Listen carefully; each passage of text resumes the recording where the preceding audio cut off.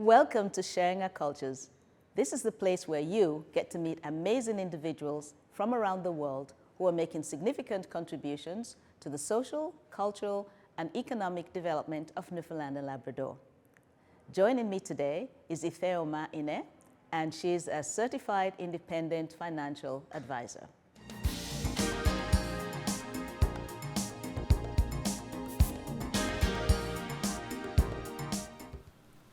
Welcome back to Sharing Our Cultures. Joining me in conversation today is the lovely Ifeoma Ineh, and she's an independent financial advisor. Welcome to Sharing Our Cultures. Thank you. It's so good to have you here. Thank you for inviting me, and I'm happy to be here with you. Thank you. Yeah. Yes, so I'm just wondering, how did you come to be in Newfoundland and Labrador in the first place? Really, that's a very interesting question because going back 2017, I had gone to United States and we were looking for affordable institution to transfer our kids. The currency, the naira to dollar, wasn't doing so great back home, and we're spending almost a fortune keeping the kids in school. I have 2 generations of children, so in this reference, I'm referring to my older kids. Okay. So we went down to United States, got them. We heard of the fantastic tuition Memorial University was offering, so we took a chance. I had been to Edmonton, to Toronto, but I've never heard about Newfoundland. And as every mom would be, you're wary of where your kids are going to. So I have a habit of looking for the good things and the bad things of a location. So I started Googling and I came up with so many information. One of the interesting things I found out was, Titanic happened in Newfoundland. I said, oh my God, is this where my kids are going to? I have to be there. So that's what actually, gave me the desire to come visit Newfoundland with them. So I came in with them, and something interesting happened. Remember I told you I have been to Toronto and to Edmonton. Now this is totally my personal experience. I got to Newfoundland, right from the airport, I was given a different treatment. I felt like home. It was like, the porter even lifted my little girl. We had so much luggage. We got into a cab and it was driven by a lady, and she welcomed us to Newfoundland and said, this is the place to call home. I'm like, oh my God, something different is happening. Yeah. Now, I fell in love with Newfoundland. I cannot tell you there was I just fell in love. I loved the quiet family. It wasn't so busy like Toronto and other locations. So I felt safe that this is a safe space I could, bring up my kids. I didn't want to go back. And I needed to find a legit way of staying back. So I got into school too, right? And that was how I've been here since 2017. And I'm proud to say that I love it. I love it. Anytime I visit outside Newfoundland, I know there's a difference. This is home. Yeah, you feel welcome. The community is there, and they're supportive. The system supports you. There are people that are friendly. They speak to you. They want to welcome newcomers. They want to find out how to help. So all the way, we've received so much help that I'm sure, I do not know about other provinces, but I respectfully say that Newfoundland is different. And I still think I'm staying. And it's different in a good way. In a very good way, in a very positive way. Okay. So I got into school, and I'm done with my education, and I'm still, my entire family is here. My husband is here, he works with the provincial government. We love it here.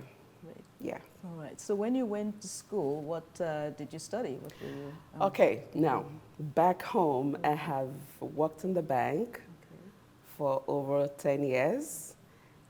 And I had also worked in a private company, the private sector for 6 years. I wanted to change to my career and to serving the community. So I had a short-term goal and a long-term goal. I draw up plans. If you access my diary, I have this strategy, that strategy, this plan and that plan. So now coming to Newfoundland, I made a decision to serve the community in a different way.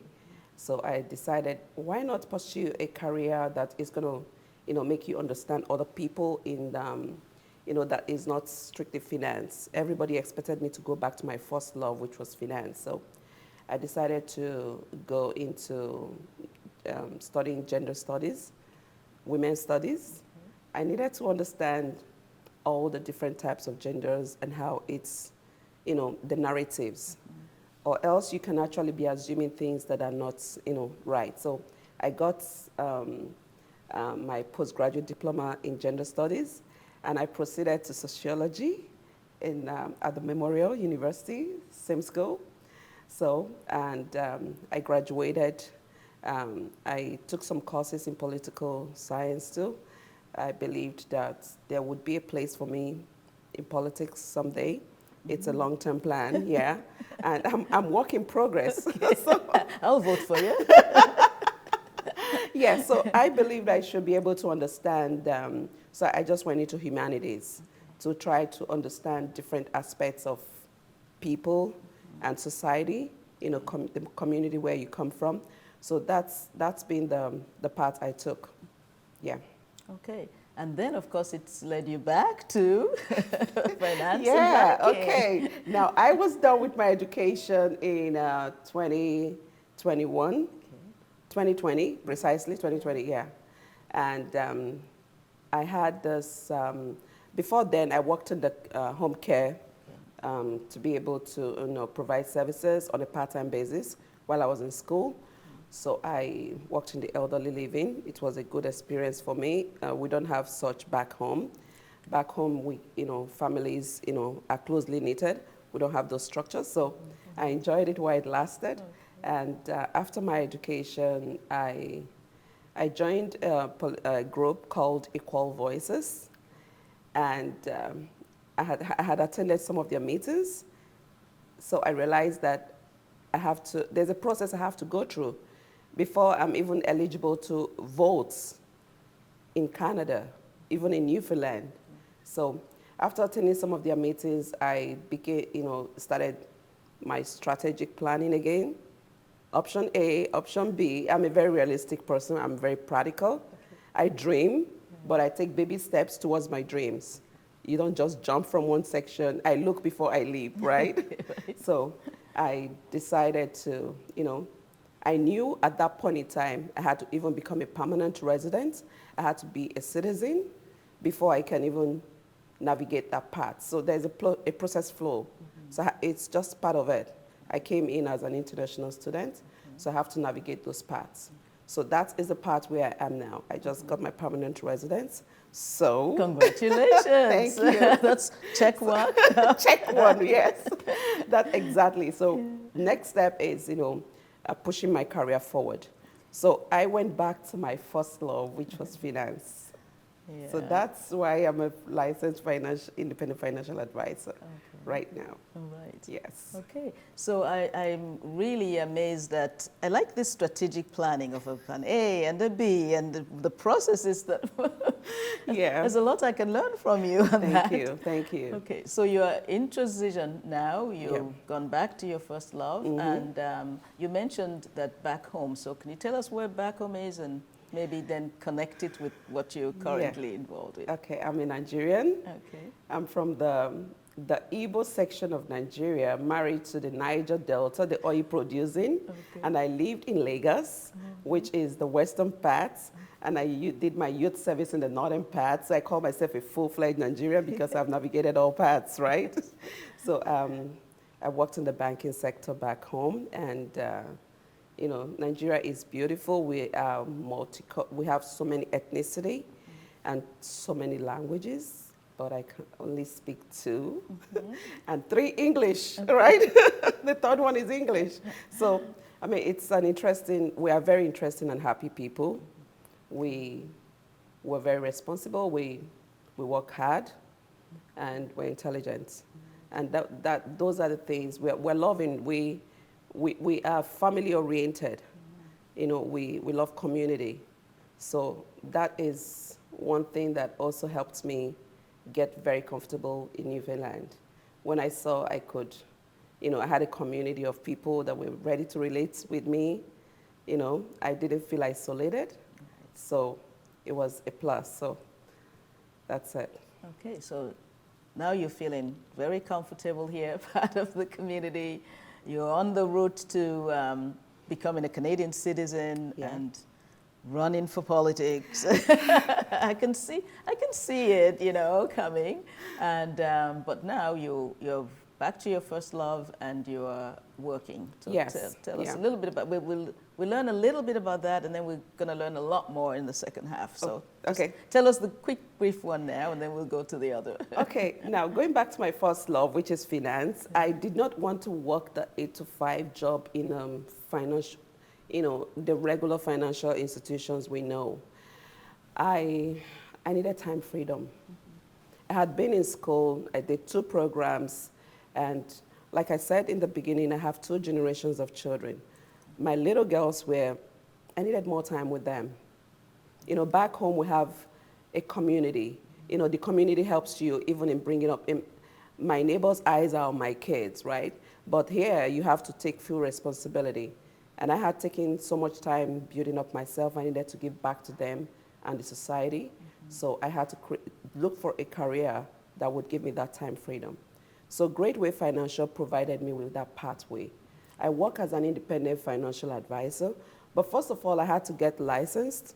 I had to write the exams, and I had to get trained in the company to know how, to present all the plans and policies we have for clients and prospects. And one good thing is that I love people. I love relating and connecting with people. Relationship is a strong thing to me. I value that. So this gave me an opportunity to still create community with people. I did not want to work in the 4 corners of an office and somebody rings up, want an appointment, and I'm timing you like 30 minutes and you're out of here. I wanted to be able to provide financial services with flexibility. So I attend to clients, friends, with the flexibility of their schedules, because everybody is so busy here. Yeah. So I work out their timing to suit my, I infuse my timing to meet the availability. So that's one good thing, and I'm loving it so much. Good. And I'm thankful that it has given you some time that you can come and spend with us and tell us all about that. Yeah. Okay. So we will take a short break, and then when we come back, we're going to look at how, as you know, Sharing Our Cultures, we engage high school youth in various activities, and employability skills is one of what we want them to learn.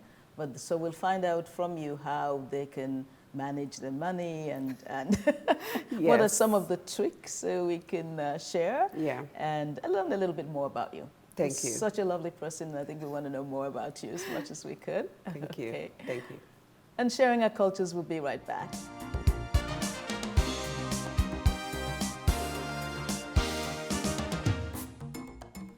Welcome back to Sharing Our Cultures.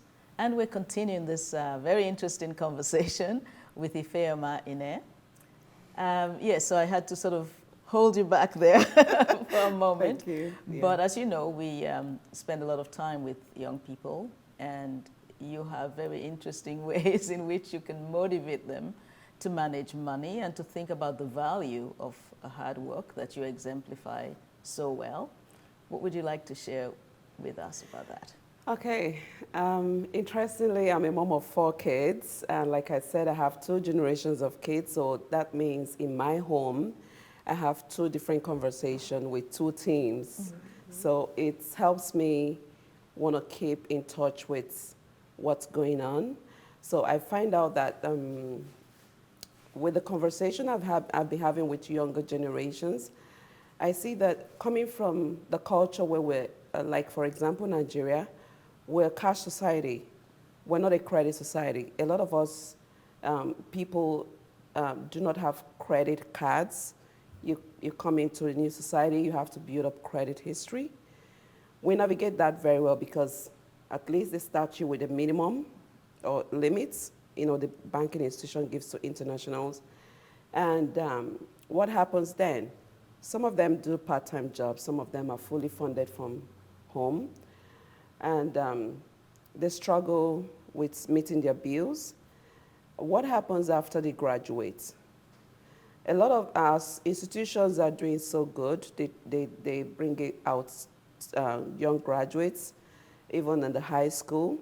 They navigate that path. But you see, there's this thing missing within the community. Some parents don't even teach their kids how to manage money. We feel, okay, by the time you grow up, you're going to find your way or your path through this. My younger kids want to get allowances, and I have to teach them how to get money. I mean, if you have to make money, you have to work for it. And there are different conversations I have. I remember having with my younger kids, I had a conversation about volunteering. They're excited to volunteer at the right time, at the right age in the society. But I brought them back home and said to them, volunteering starts from the home. You volunteer to keep the house clean. That is an unpaid job moms do, right?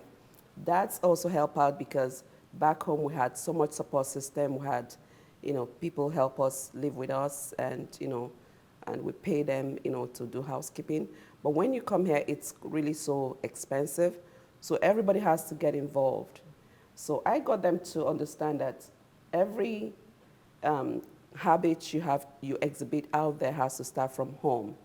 There is a local saying in Africa that you have to be beautiful from the inside out. So the inside is the family. So they have to learn to volunteer in the family. They have to learn how to serve without being paid, right? I mean, that way they can be selfless when they get to the society. Now, coming back to finances, if there is that vacuum of teaching our kids how to manage money, they're only going to grow up knowing how to meet their bills. They work harder to meet their bills. The kids are going to take mortgages. They're going to buy cars. I mean, we are still buying gas-fueled cars. Our kids are going to probably be driving Tesla, and I'm sure you know what I mean. Yeah. So they have to know how to, they get to adjust themselves to paying bills.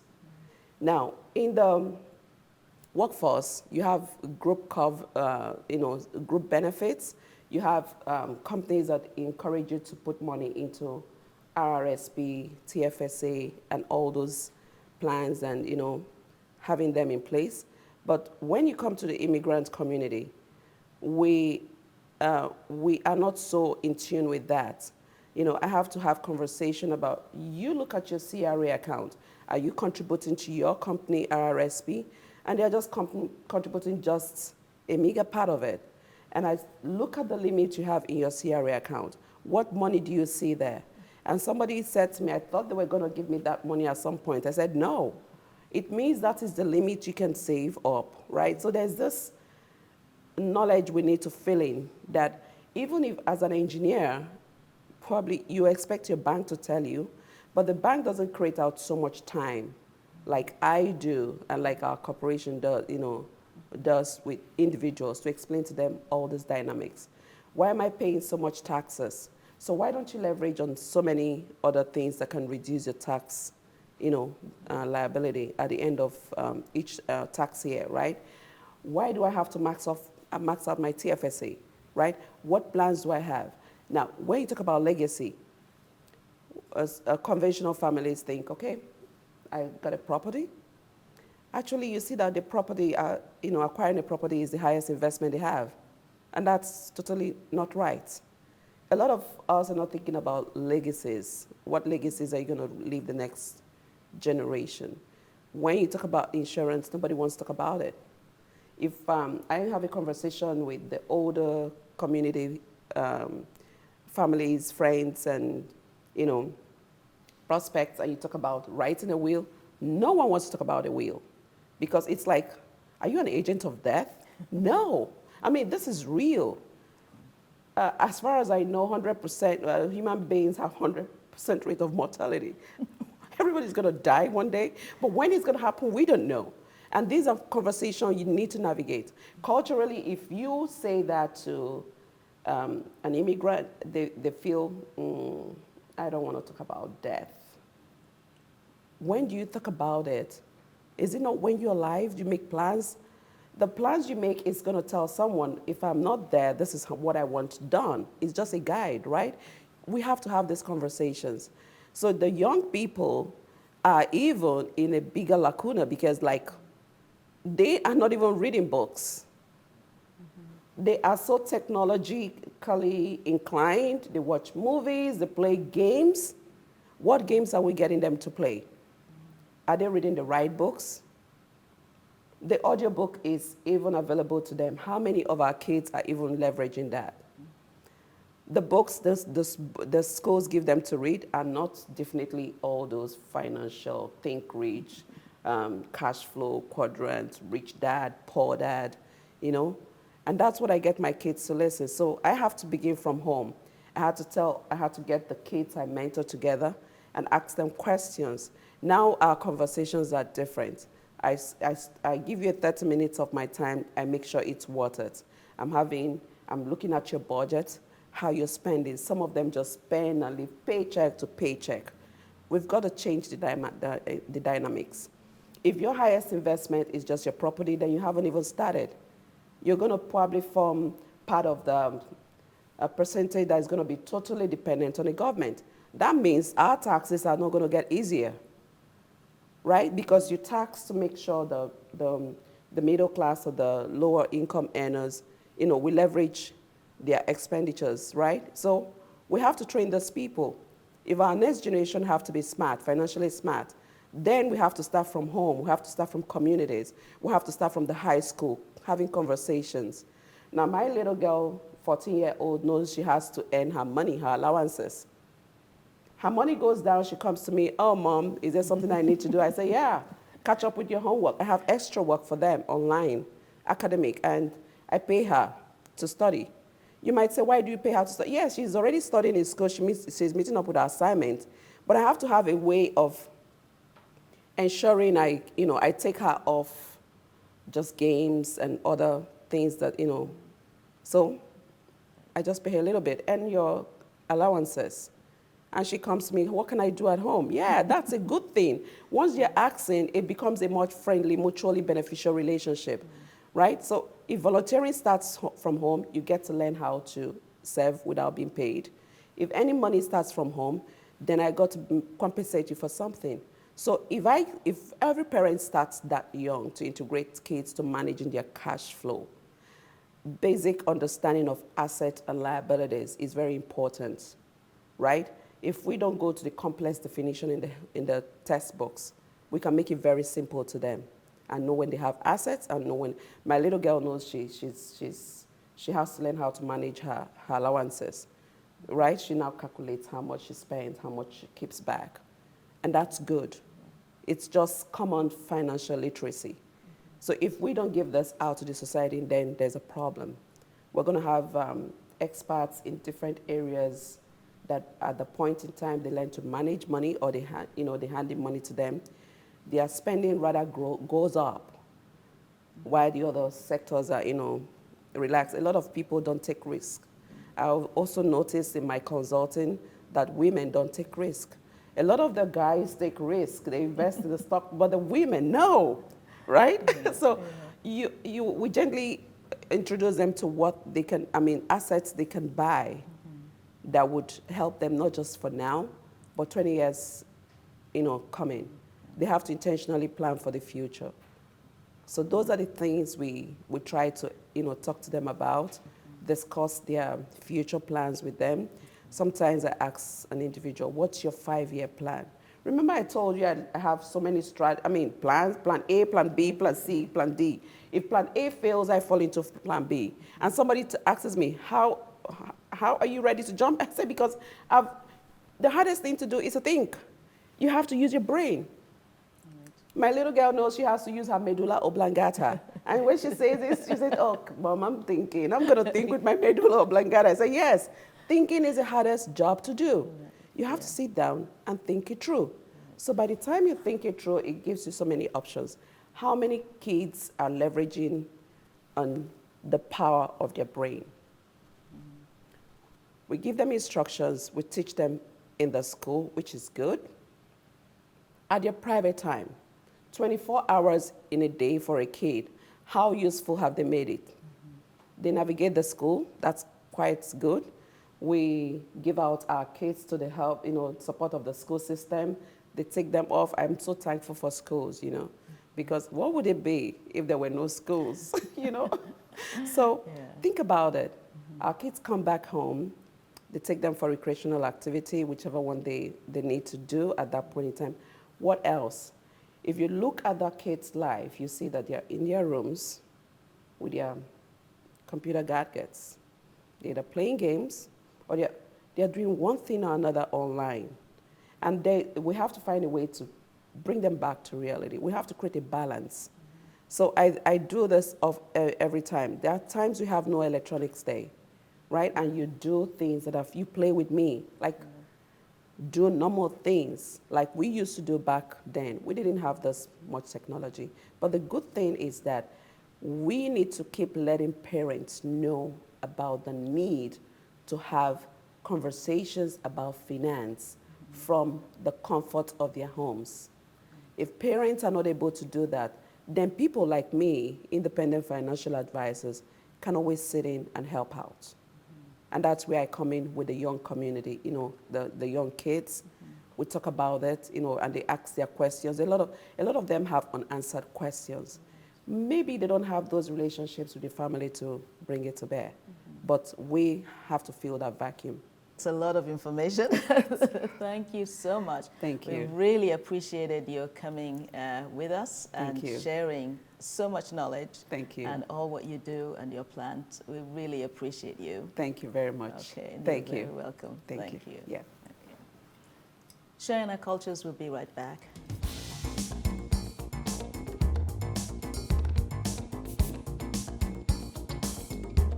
Thanks to Ifeoma Ineh and to you for watching. Join us again next time for remarkable stories from amazing individuals who are making a difference in our community.